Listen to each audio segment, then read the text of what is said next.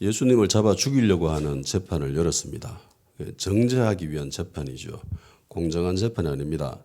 죽이기 위한 재판을 열었고 그리고 결정을 내리죠. 죽여야 된다. 재판을 통해서 죄의 유무를 판단하는 것이 정상적인 사법 활동이에요. 근데 죄가 있다고 이미 전제해놓고 저 사람은 무조건 죄가 있을 거야 라고 붙잡아놓고 그렇게 신문하고 재판을 했다는 겁니다. 공정하지 않지요. 왜 이렇게 했는가? 정치적인 판단 때문이죠. 정치적인 이유 때문에 그렇게 예수님을 그렇게 처리해버렸습니다. 그래서 공정이라고 하는 거는요, 정치적인 어떤 것들이 요소가 개입해서는 안 되는 거예요. 사건 그 자체로 봐야 됩니다.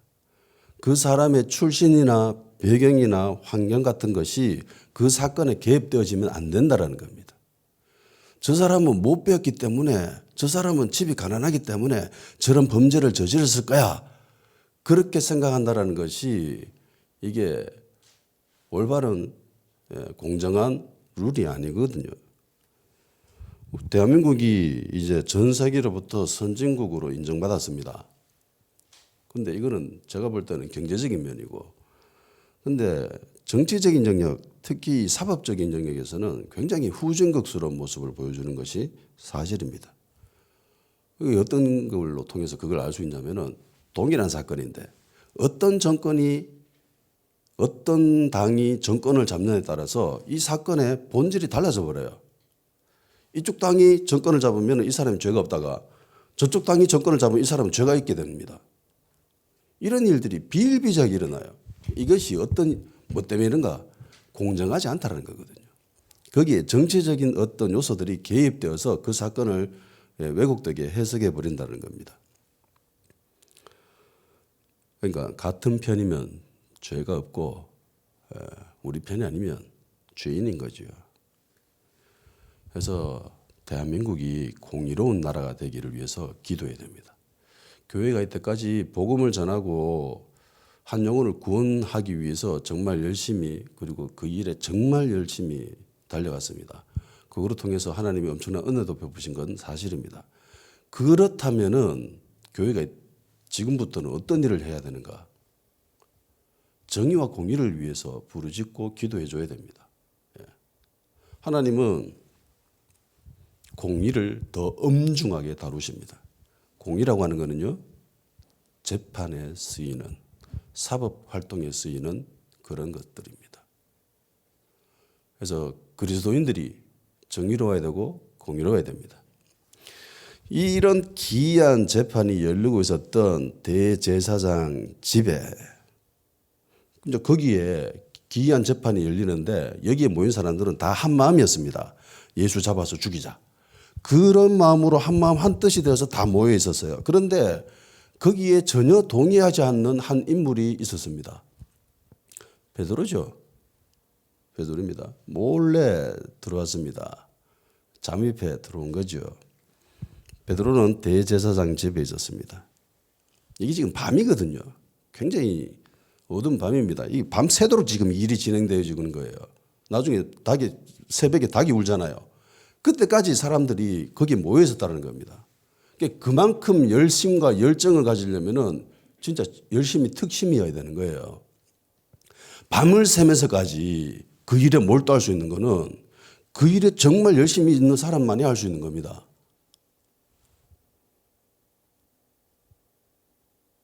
잡아서 죽이는데 한 마음이었는데 베드로만 전혀 그렇지 않았죠. 모두가 적인데 베드로만 거기에 예수님의 아군의 편으로 있었습니다. 유대지방은 낮과 밤의 일교차가 굉장히 큽니다. 낮에는 굉장히 덥다가 그리고 밤 되면 굉장히 추워요. 이게 공기 중에 수분이 별로 없으면 습기가 별로 없으면은 그렇게 되죠. 그래서 그늘에만 들어가도 시원해지는. 그런데 우리나라는 그렇지 않잖아요. 우리나라는 습기가 많아요. 그래서 여름에는 그늘에 가든 어디를 가든 더워요. 그런데 유대지방은 건조하기 때문에 햇빛 쬐을 때는 굉장히 뜨거운데 햇빛만 사라지면 굉장히 날이 온도가 급격하게 식어버립니다. 그래서 밤에 불을 피우죠. 왜 피웠겠습니까? 베드로가 불 쬐고 있었답니다. 왜 쬐고 있었을까요? 요즘 유행하는 불멍하기 위해서. 요즘 뭐 캠프 가지고 불멍한대잖아요. 그래서 뭐 화로 이런 거 뭐 만들어 가지고 뭐 불멍하기 좋다 하면서 뭐 그렇게 팔던데, 불멍하기 위해서 지금 베드로가 불 쬐고 있습니까? 뭐 때문에 불 쬐고 있었죠? 뻔하죠. 추우니까. 예. 우리 집에도 추위 굉장히 잘 타시는 분이 한 분 계시잖아요. 예. 얼마 전에도 죄송합니다. 예. 추워가지고 불 뗐습니다. 근데 지금 상황이 어때요? 예수님이 지금 죽게 됐잖아요. 이제 앞으로 예수님은 극도의 고통을 겪으십니다. 십자가에 달리셔야 되고 그 전에 채찍질 당하시고요. 살점이 떨어져 나가서 뼈까지 보일 정도의 그런 고통을 겪으십니다. 그런데 그 앞에서 지금 베드로가 뭔 생각합니까? 아이고 춥네. 불이나 좀 쬐자. 이러면서 불가로 가는 거예요. 불 쬐고 있는 거예요. 예수님은 정말 극심한 고통을 겪고 계십니다. 심적으로는 지금 굉장히 큰 아픔을 겪고 계시잖아요. 이미. 자신을 그토록 따랐던 사람들이 지금 자신을 죽이려고 지금 피조물한테 죽임을 당하려고 합니다. 자기가 도와주려고 왔는데, 그들을 살리려고 왔는데 그 마음을 몰라주고 죽이려고 지금 덤벼들잖아요. 그런 상황 속에서 베드로는 그 작은 추위를 못 견뎌가지고 불가로 갔습니다. 불 좀 쬐자 이러면서. 그런데 생각해 보세요. 그곳에 굉장히 많은 사람들이 있었습니다. 그 사람들이 대부분 어디에 모여 있었을까요? 불가에 모여 있었겠죠. 재판이 열리는 그곳에 있던가 아니면 추우니까 불 뗐는 그곳으로 모였겠죠. 사람들이 제일 많이 모여 있는 곳입니다. 그러면 정체가 탄로나기 십상이지 않습니까? 그 사람 많은 데 갔다가 내 아는 사람도 얼굴 마주치면 어떻게 해요? 탄로나잖아. 자기도 잡힐 수 있잖아. 근데 알다시피 베드로는 그런 생각 못 하잖아요. 멀리 생각할 수 있는 그런 인물이 못 됩니다. 그냥 지금 당장 춥다. 불 쬐야지. 이러면서 간 거예요. 여기서 우리가 발견할 수 있는 사실은 성도는요. 주님이 함께하지 않으면 어디든 춥게 느껴집니다. 허전해요. 쓸쓸합니다. 그런데 주님이 계시는 곳이라면 그 어디든 따뜻한 곳이 될 수 있습니다. 아무리 좋은 곳이랄지라도 주님 안 계시면요, 그것은 성도에게 휴식처가 될 수 없습니다. 안식을 누릴 수 없어요. 그런데 보잘것없는 곳이라도 주님이 우리와 함께 계신다면은 성도는 안심할 수 있습니다. 쉼을 누릴 수 있습니다. 그래서 우리가 찬양을 부르잖아요. 그 어디나 하늘나라라고. 하나님이 함께 계시면, 주님이 함께라면은 그 어디나 하늘나라입니다. 악어 꼴짝이라도, 해골 바가지가 뒹굴어 있는 그런 죽음이 판치고 있는 그런 곳이랄지라도 주님이 나와 동행하고 있다면은 그곳은 내 안식처가 되고 내 쉼이 될 수 있습니다. 그런데 지금 베드로의 곁에는 주님이 안 계시죠. 물론 베드로는 예수님이 뻔히 보고 있습니다. 그런데 정서상, 신앙상 베드로는 주님을 떠났죠.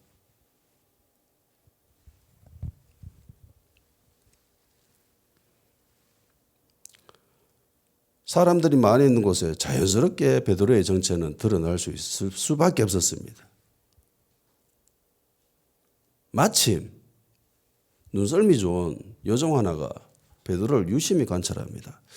아무리 봐도 저 사람은 갈릴리 패거리인데 이러면서 많이 쳐다보고 있었습니다. 그러다가 한마디 하지요. 당신 예수하고 한 패거리다. 한 패거리세. 그러니까 베드로가 당황합니다. 도대체 무슨 말 하는지 모르겠다 이러면서 맞다 아니다 이런 말도 아니고 도대체 무슨 소리 하는데 이러면서 이렇게 당황하면 나오는 소리죠. 도대체 무슨 소리 하는지 모르겠다 이러면서 황급히 자리를 떠납니다. 불 쬐고 있던 곳을 벗어나가지고 이제 앞뜰로 가죠. 예. 재판이 열리는 곳은 안뜰이었고 지금 그곳에 사람들이 모였다가 이제 앞뜰로 갔습니다. 그런데 앞뜰에도 사람들이 많았습니다. 거기에 또 다른 요정 하나가 베드로를 또 쳐다봅니다. 그러다 또 한마디 하지요.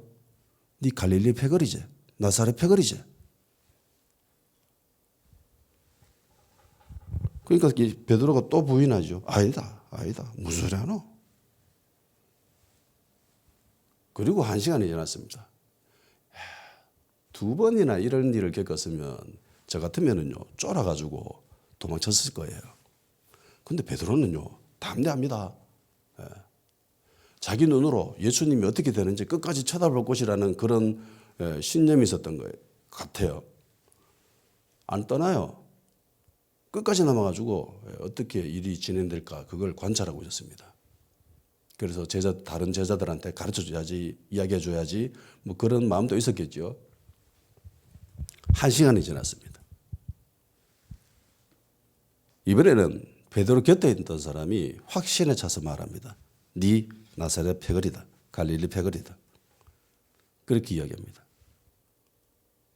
자, 앞에 두 여종들은 눈썰미가 좋았어요. 보통 여자들이 눈썰미가 좋잖아요. 예. 오빠, 내 오늘 뭐가 변한 것 같아? 이렇게 물으면 남자들은 당황합니다. 뭐지? 이러면서 막 돌리죠. 머리가 바뀌었을까, 옷이 바뀌었을까, 화장품이 달라졌을까 이러면서 막 굴려요, 머리를. 그래서 남자는 몰라요. 알 수가 없습니다. 이 센서가 고장나 있어요. 그런데 여자들은 눈썰미가 좋아서 그걸 눈치채죠.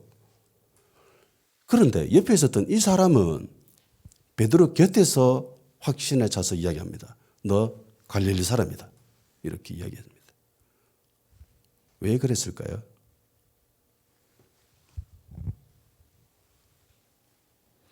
이 사람은 베드로가 예수와 한 패거리인 걸 어떻게 알았을까요? 1시간 만에 알아냈습니다. 눈썰미 있다면 1시간까지 필요 없지요. 예전에 네 받은 것 같은데 이러면서 이야기해버리면 됩니다. 그런데 1시간 후에 발견합니다. 알아챕니다. 왜 그랬을까요? 제가 서울에서 한 반년 넘게 살았던 적이 있습니다. 예, 멀쩡하게 이렇게 돌아다니면 내가 서울 사람인지 경상도 사람인지 전혀 알 수가 없죠. 그런데 입을 열어서 말을 하는 그 순간 서울 사람들은 눈치를 챕니다. 정말 보리문디구나. 경상도 놈이구나. 이거 알아챕니다. 왜냐하면 전 서울말 못하거든요. 서울말이 안 돼요. 노력해도 이게 회로가 고장나 버립니다.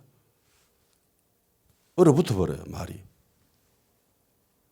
제일 안 바뀌는 사람들이 경상도 사람이라 하더라고. 예. 전라도 사람들은 잘 이렇게 한답니다. 평균적으로. 전라도 사람들은 서울말을 굉장히 잘 쓰는데 경상도 사람들은 이게 정말 안 고쳐진대요. 잘.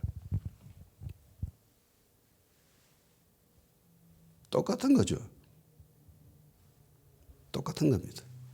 갈릴리 사람들은요. 특유의 발음이 있었습니다. 사투리죠. 그래서 말을 하면은 얘가 서울 사람인지 경상도 사람인지 전라도 사람인지 강원도 사람인지 눈치채는 거예요. 베드로 곁에 있던 사람이 눈치챘습니다. 야, 갈릴리 사람이네. 내 주변에 있는 사람들이 지금 다 예루살렘 출신이고 유다 출신인데 야는 갈릴리 사람이네. 이걸 눈치챘습니다. 그렇다는 것은 베드로가 거기서 말을 했다라는 거죠. 예. 대화를 했다라는 겁니다. 어떤 대화를 했는지는 잘 모르겠습니다. 근데 지금 베드로가 지금 상황이 굉장히 엄중하고 심중한데 베드로는 옆에 사람과 대화할 수 있었습니다. 대단하지 않나요? 전 베드로를 보면 볼수록 이 사람은 정말 대단한 사람이라는 것을 깨닫습니다. 그리고 놀라워요. 보통 이런 상황에 있으면은 슬퍼할 거 아니에요?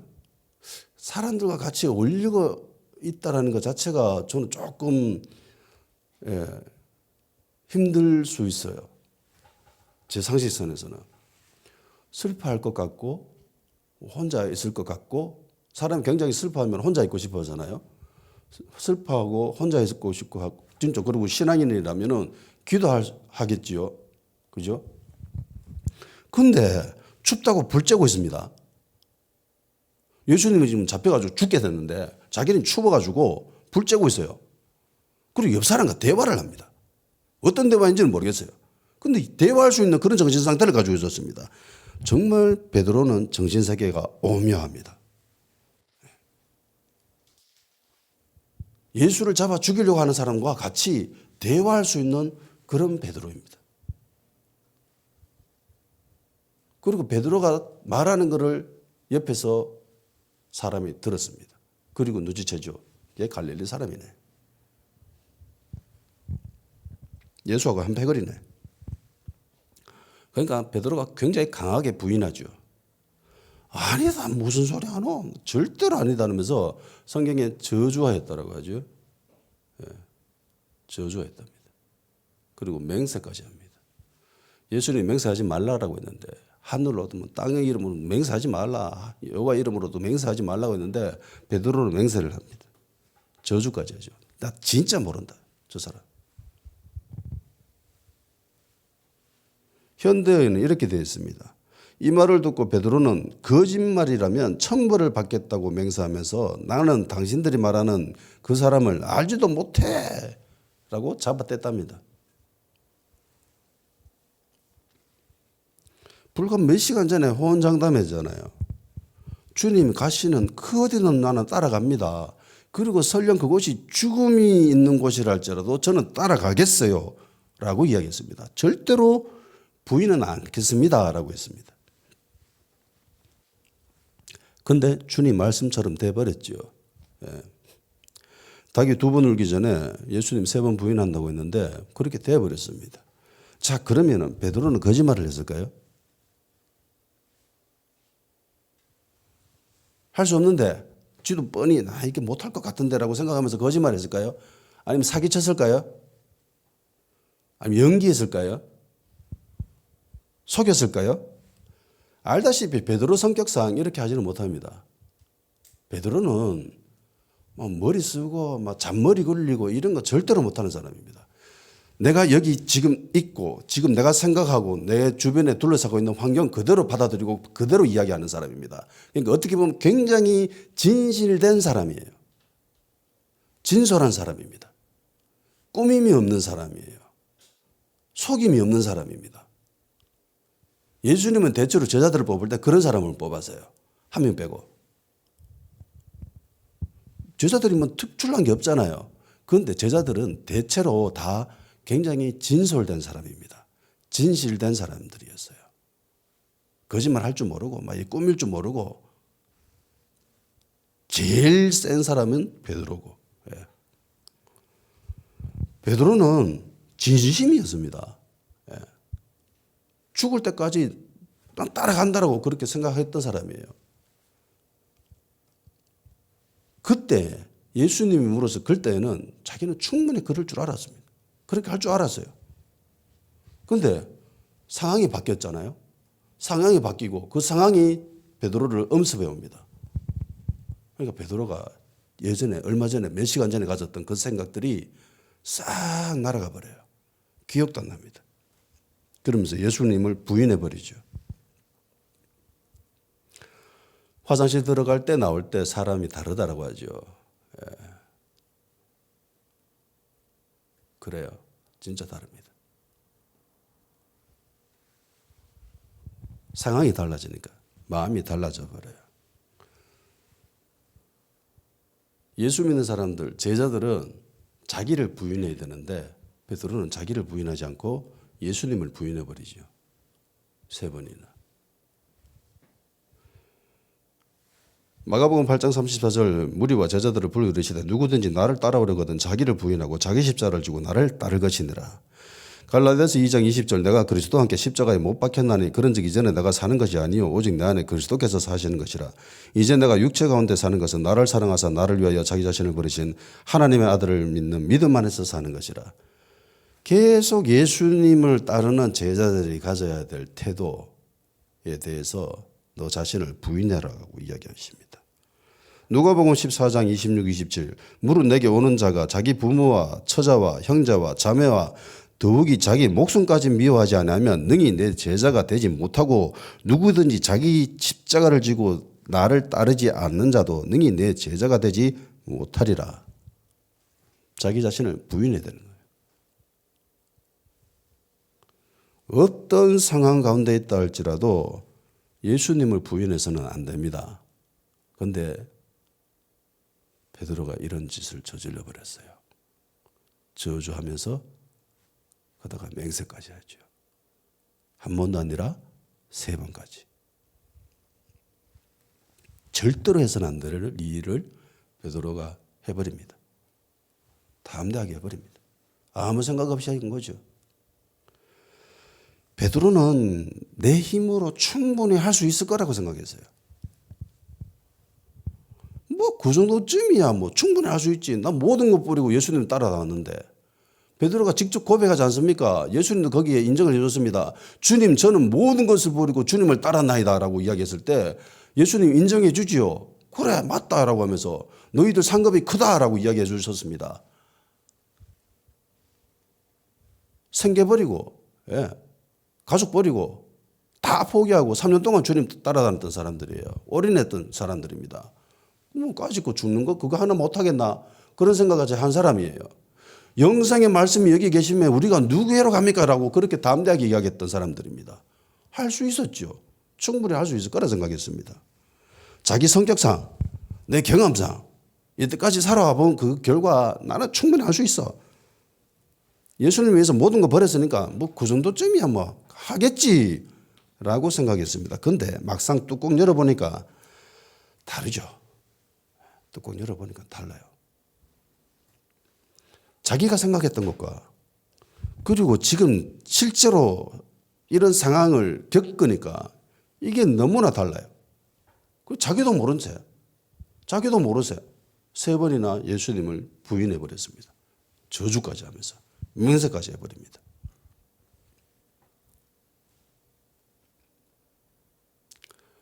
오늘 본문에는 안 나와 있지만은요. 동일 본문인 누가복음 22장에는 여기에 상황을 더 부연해 주는 설명들이 있습니다. 61쪽 62절 제가 읽어드릴게요.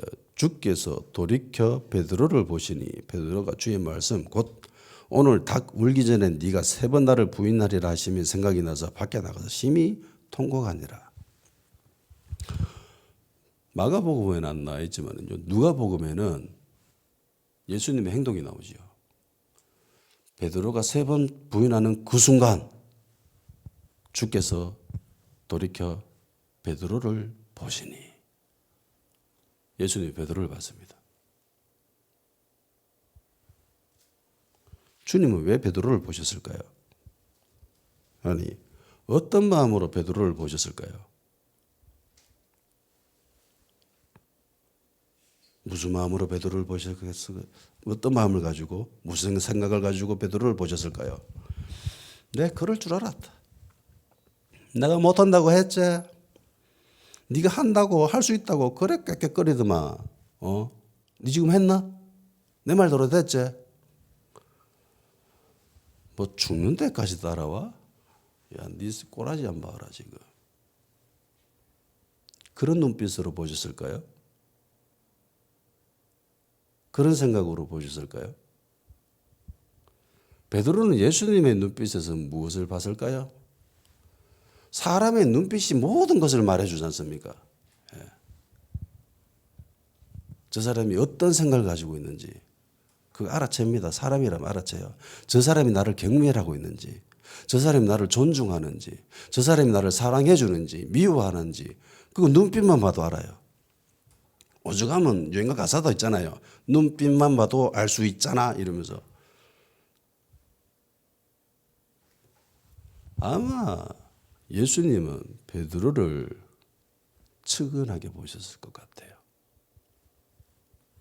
불쌍한 마음으로 보셨을 것 같습니다.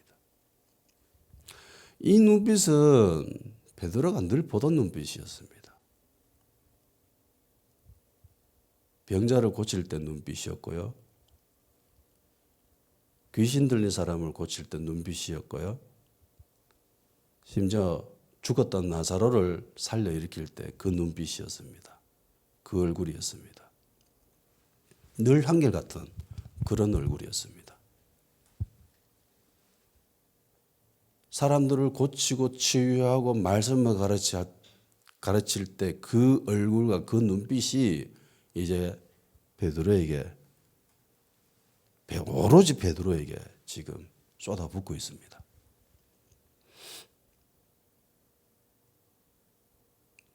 얼마 전에 주님이 말씀하셨잖아요. 마음으로는 원이로되 육신이 약해서 안 되는구나.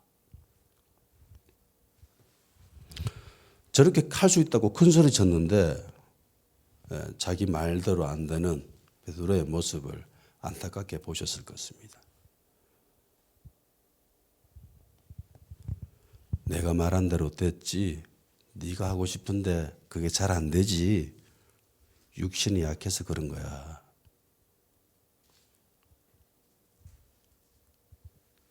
주님은 베드로를 사랑하는 마음으로 동정의 눈빛, 안타까운 눈빛으로 쳐다봤을 겁니다. 그리고 그 얼굴을 본 순간 베드로는 예수님의 말씀이 생각났습니다. 아, 주님 그 말씀하셨지. 그러면서 도저히 그곳에 있지를 못하고 나가버리죠. 도망쳐버립니다. 밖에 나가서 대성통곡을 합니다.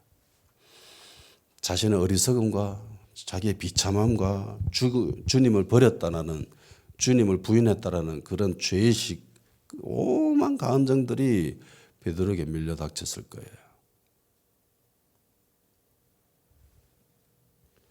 대부분 사람들은요, 자기 힘으로 자기 인생을 살아가려고 합니다. 내 인생은 나의 것이야 라고 하면서. 그래서 그렇게 하기 위해서 사람들은 힘을 키웁니다. 실력을 쌓습니다. 능력을 올려야죠. 힘을 키우면 키울수록, 능력이 크면 클수록 감당할 수 있는 범위가 많아지고요, 영향력도 강해지고요, 그리고 행복한 삶을 살 수 있게 되거든요. 그래서 많은 것들을 할 수 있기 때문에 힘을 키우려고 합니다. 실력을 쌓으려고 합니다. 그래서 공부도 하고 오만 자격증 다 따고 그렇게 하는 거죠. 그런데 사람이 사는 게 그게 마음대로 잘 됩니까? 자기 뜻대로 잘 안 되거든요. 보통 사람들이 자기 힘으로 살다가 안 될 때 그때 보이는 반응들이 있죠. 보통 사람들은 포기해버립니다. 안 되면 에이씨 모르겠다 이러면서 들어 누워버리죠. 에이 될 대로 되라 이러면서. 이왕 베린 몸 이러면서 엉망진창 살아버립니다.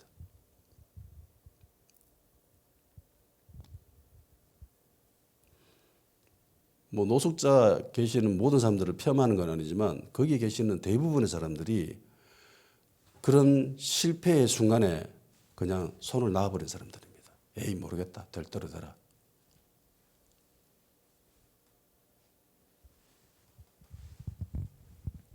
그러면서 더 많은 자책감과 정죄감에 빠지게 돼요. 헤어나올 수 없게 됩니다. 그리고 또 다른 부류는요, 회개하는 사람들입니다. 그리고 다시 일어나죠. 전자는 가룟유다와 같은 사람들입니다. 에이 모르겠다 될 대로 되라 이왕 베린 몸 이러면서 자살해버리죠. 그런데 후자는 베드로 같은 사람입니다. 주님의 말씀을 기억하고 자기 자신의 비참함과 자기의 그 죄악성에 대해서 깊이 개탄해하면서 다시 일어섭니다. 그리고 회개하고 다시 일어나는 사람들은요, 반드시 커다란 깨달음을 동반하면 동반합니다. 이런 사람들은 대부분 어떤 큰 깨달음을 겪은 사람들이에요. 사업에 성공하는 사람들 대부분 한 번쯤은 실수하고 실패하고 넘어져 봤던 사람들입니다. 그런데 그 사람들이 동일하게 이야기하는 것들이 있어요. 그때 넘어졌을 때 큰 깨달음을 얻었다라고. 그것이 자기 자신을 이때까지 지켜주고 있다, 지지하고 있다라고 이야기합니다. 마찬가지입니다. 신앙생활을 하다가 한번 넘어진 사람들, 그리고 넘어졌다가 다시 일어나는 사람들은 그때 하나님이 주신 엄청난 깨달음이 있는 사람들입니다. 베드로는 무엇을 깨달았을까요? 베드로는 이번 일로 무엇을 깨달았을까? 누구나 살면서 실수하고 넘어지고 실패할 수 있습니다. 누구나 그렇습니다. 안 그런 사람이라면 그건 인간이 아니에요. 모든 인간은 쓰러지고 넘어지고 실수하고 실패하고 죄에 빠집니다. 안 넘어지는 것이 중요한 것이 아니라 넘어졌을 때 어떻게 일어나는가가 중요하죠. 그게 훨씬 중요합니다. 누구나 넘어지기 때문에. 베드로는 이번 일로 철저하게 깨달았습니다. 야, 내 힘으로 되는 게 아니구나. 내가 내 힘으로 된다고 생각했는데 왜 안 되네? 그걸 깨달았습니다. 철저하게 깨달았습니다. 처절하게 깨달았습니다. 주님을 따라갈 수 있다라고 자기는 확신했지요. 충분히 할 수 있다고 생각했습니다. 근데 주님 따라가는 게 이게 안 되는구나. 자기를 부인해야 되는 거 이걸 깨달았습니다. 그리고 주님이 도우셔야 된다는 걸 깨달았지요. 보혜사 성령님이 우리를 도와주시기 위해 오셨습니다. 그 넘어지려고 하는 그때 넘어졌을 때 우리를 도와주시려고 성령님이 우리에게 오신 거예요. 성령님은 언제든 우리를 도와주시려고 합니다. 우리가 손만 내밀면. 로마서 8장 26절 이와 같이 성령도 우리 연약함을 도우시나니 우리는 마땅히 기도할 바를 알지 못하나 오직 성령이 말할 수 없는 탄식으로 우리를 위하여 친히 간구하시느니라. 성령님이 우리의 연약함을 도우신답니다. 성령님이 여러분의 부족한 부분, 단점들을 도와주십니다. 단점 없는 사람이 없잖아요. 부족함 없는 사람이 없습니다. 완벽한 인간이 없거든요. 그 부족한 부분을 성령님이 도와주십니다. 도움 받기 위해서는 도움의 손길을 내밀어야 돼요. 난 도움 필요 없어요 라고 하는데 야, 내 도와줄게 이러면서 억지로 그렇게 일하시지 않습니다. 성령님은. 그리고 베드로가 또 깨달았던 것은 주님을 따라가려면 기도해야 된다는 걸 깨달았을 겁니다. 기도로 준비되지 않으면 너무나 쉽게 자기도 모른 채 넘어질 수 있다는 걸 깨달았습니다. 예수님이 베드로한테 3번의 기도를 요청하죠. 내 도와도 깨어있어라. 기도해라. 3번 했습니다. 그런데 3번 다 실수하죠. 실패합니다. 넘어집니다. 그리고 3번 예수님을 부인합니다. 만일에 기도로 준비되어 있었다면 베드로는 이렇게 쉽사리 너무나 허무하게 넘어지지 않았을 거예요. 기도하지 않으면요 상황에 휩쓸려 가버립니다.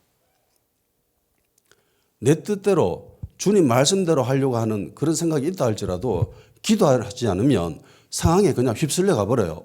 내가 왜 이러지 이러면서 마치 급류에 빠져가지고 나는 여기를 벗어나고 싶은데 급류에 빠지면 몸이 안 그렇거든요. 한번 빠져봐가 알아요.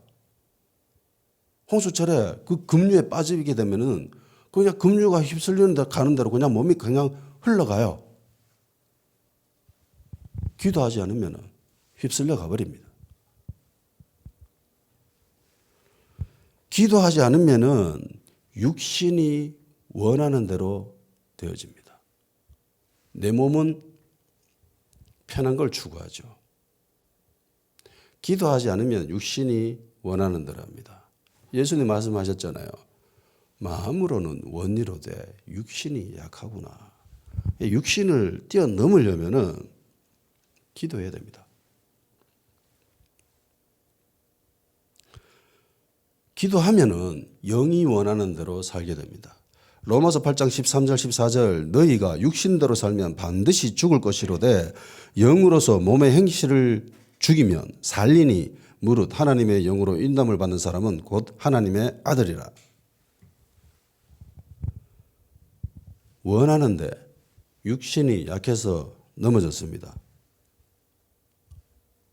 기도로 뛰어넘어야 되는 거예요. 그래서 제자들한테 깨어있어라, 기도해라 그렇게 말씀하셨는데 안 됐죠. 준비를 못했습니다. 실패했습니다. 그리고 베드로가 깨달았던 것은 결국에는 하나님 말씀대로 되는구나 라는 걸 깨달았습니다. 마태복음 24장 35절 천지는 없어질지언정 내 말은 없어지지 아니하리라. 가끔씩 세상에 푹 빠져 살다 보면은 하나님 말씀이 허황된 것 같고 내 눈에 보이는 것들이 진짜인 것처럼 느껴질 때가 있습니다. 하나님 진짜 있나? 예수님이 다시 온다고 하는데 진짜일까? 구름 타고 오신다는데 손오공도 아닌데 구름 타고 진짜 오실까? 전 세계에 살고 있는 이 수많은 사람들이 갑자기 심판받는다? 그런 일이 일어날까? 하나님 말씀이 실제처럼 느껴지지 아니하고 내 눈에 보이고 있는 것들, 그것들이 진짜인 것처럼 느껴질 때가 있어요. 베드로가 예수님의 말씀을 제일 처음 들었을 때, 네가 나를 부인한다라는 말씀 들었을 때, 그리고 베드로는 자신에게 이야기했습니다. 나는 절대로 부인하지 않습니다. 베드로에게는 무엇이 실제처럼 느껴졌을까요?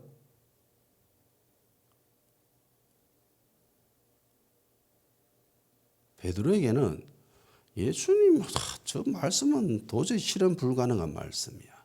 저건 말도 안 돼. 라고 생각했습니다. 자기가 한 말이 실제다라고 생각했습니다. 그런데 결국은 무엇이 실제가 되죠? 하나님의 말씀이 실제가 됩니다. 주님이 말씀하신 그 말씀은 전혀 이루어질 가망성이 없다라고 생각했는데 자기가 한 말이 이루어질 거라고 생각했는데 결국에는 자기가 한 말이 아니라 예수님이 하신 말씀이 이루어져 버렸습니다. 아, 결국은 예수님 말씀대로 되는구나. 구약에 이스라엘 족장들이 있잖아요. 이스라엘 족장들 중에 인생 가장 평안한 삶을 산 인물이 이삭입니다. 대부분 족장들을 한번 보세요. 쭉 보면은 삶이 참 피곤합니다. 고난 많죠. 아브라함 한번 생각해 보세요. 험하죠. 본인도 이야기하잖아요. 험한 인생 살았습니다. 그러면서 이집트 파라오한테 가가지고 험한 인생 살았습니다. 이렇게 이야기합니다. 아, 야곱이네. 아브라함도 그렇게 살았고 야곱도 그렇게 살았고 대부분 이스라엘 족장들은 험한 인생 살았습니다. 그런데 이삭은 생각해 보세요. 자기 인생 가운데 힘든 거 있었습니까? 특별히 모리아산 갔을 때 그거 빼고 없지요. 굉장히 평안한 삶을 살았습니다. 평탄한 삶을 살았습니다. 그런데 이삭이 일생일대에 실수를 한 적이 있습니다. 엄청난 실수를 했죠. 그게 뭐냐면은 야곱만 축복해 준 겁니다. 근데 이삭이 야곱에게만 축복해 주려고 했습니까? 원래? 아니죠. 원래 이삭은 에서에게만 축복해 주려고 했습니다. 그런데 야곱이 에서로 분장해 있기 때문에 야곱만 축복받은 게 되잖아요. 이게 왜 일생이 때 실수냐면은 창세기 25장 23절에 하나님 말씀이 이렇게 되어 있습니다. 여호와께서 그에게 이르시되 두 국민이 네 태중에 있구나. 두 민족이 네 복중에서부터 나누어지리라. 이 족속이 적 조속보다 강하겠고 큰 자가 어린 자를 섬기리라 하셨더라. 그러니까 이삭은 애가 배었을 때부터 이미 압니다. 뭘요? 하나님이 둘째 선택했구나. 둘째를 축복하시는구나. 이거 알았습니다. 그런데 막상 살다 보니까 야곱하고 에사하고 천지차이예요. 성격이 완전 극과 극이라. 에사는 막 밖에 나가서 뛰어다니고 야곱은 맨날 집안에 처박혀가 있고. 그런데 이삭이 오늘 교회 오면서도 이야기했듯이 집사람이 고기를 굉장히 좋아합니다. 고기를 굉장히 좋아해요. 25장 28절 이삭은 에서가 사냥한 고기를 좋아하므로 그를 사랑하고 리브가는 야곱을 사랑하였더라. 생각해 보세요. 고기 좋아하는데 맨날 밖에 나가서 사냥해가지고 고기 요리해가고 얼마나 좋겠어. 맨날 치킨 주고 갈비 사 먹이고 막 한우 굽어주고 이러면은 막 미치죠. 그래 내 인생은 네 것이다 이러면서. 근데 야곱은 맨날 집에만 처박혀 있습니다. 엄마랑 같이 있을 수밖에 없지요. 맨날 바느질하고 뭐 이러니까 엄마는 야곱을 사랑할 수밖에 없고 이삭은 에서를 사랑했습니다.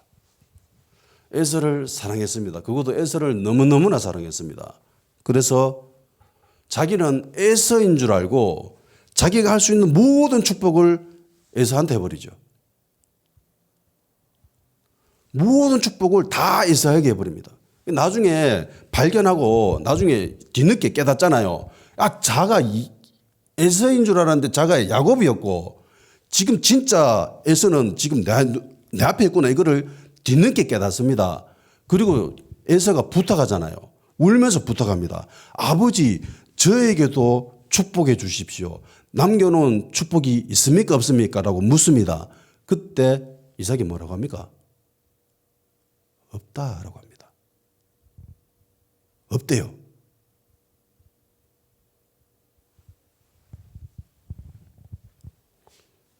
(27장 33절) 이삭이 힘이 크게 떨며 이르되 그러면 사냥한 고기를 내게 가져온 자가 누구냐? 네가 오기 전에 내가 다 먹고 그를 위하여 축복하였은즉 그가 반드시 복을 받을 것이니라. 축복을 다 야곱이 가져가 버렸습니다. 자기는 에서에게 한 줄 알았어요. 야곱은 왜 힘이 크게 떨었을까요? 그게 단지 에서인 줄 알았는데 야곱이어서 신학적인 관점에서 봤을 때 이삭이 크게 떨었던 이유는요. 결국 하나님 말씀대로 되는구나. 내가 아무리 노력하고 애를 쓰고 별의별 짓을 다 해도 결국은 하나님 말씀대로 되는구나. 그걸 깨달았은 거예요. 하나님 앞에서 안 떨 사람이 있겠습니까? 그죠? 하나님 앞에서 떨 수밖에 없습니다.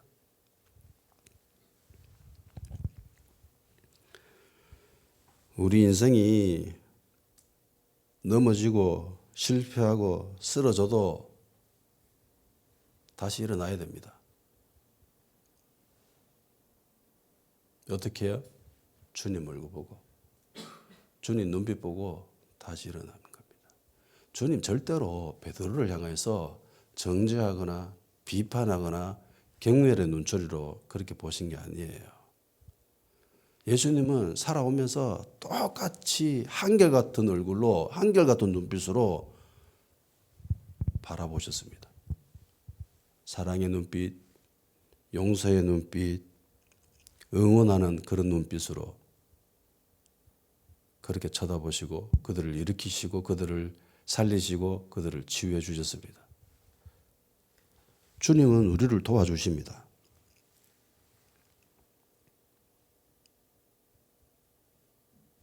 생각해 보세요. 베드로가 얼마나 큰 실수를 저질렀습니까? 엄청난 실수를 했잖아요. 이건 실수 정도가 아니죠. 엄청난 죄악입니다. 너무너무나 큰 죄악이에요.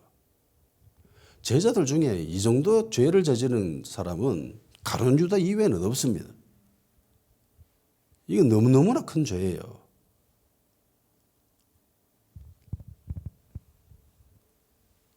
그런데도 예수님 눈빛 보고 다시 일어나잖아요. 예수님 얼굴 보고 다시 일어납니다.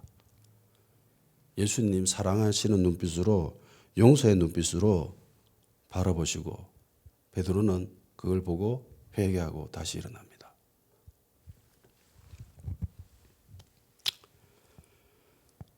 기도로 준비합시다. 결정적인 날에 기도로 준비되지 않으면 상하게 휩쓸려 버립니다. 육신에 져버려요. 주님이 우리에게 하신 말씀들이 있습니다. 가망성이 없는 것처럼 보이는 거예요. 그렇게 느껴질 때도 많죠. 그런데 결국은 주님 말씀대로 됩니다. 아멘.